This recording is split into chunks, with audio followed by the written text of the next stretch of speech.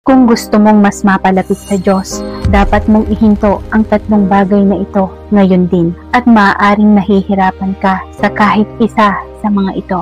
Una, walang katapusang pag-scroll. Ang pag-scroll ay maaaring mukhang hindi nakakapinsala, parang simpleng paraan lang ng paglilibang.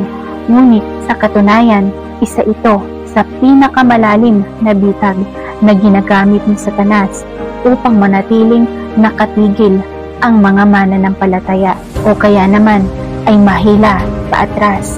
Ang inaakalang ilang minuto lang ay mabilis na nagiging oras.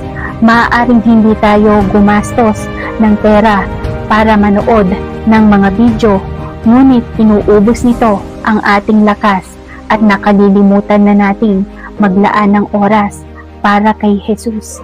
Ikalawa, paghahambing ng iyong sarili sa iba. Ang paghahambing ay nagnanakaw ng iyong kagalakan at layon.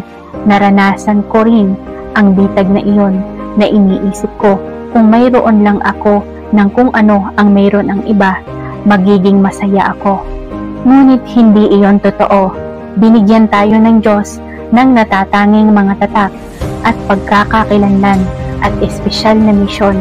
Maging ikaw ay nilikha ng Diyos, hindi ang anino ng iba. Ikatlo, pagtsitsismisan.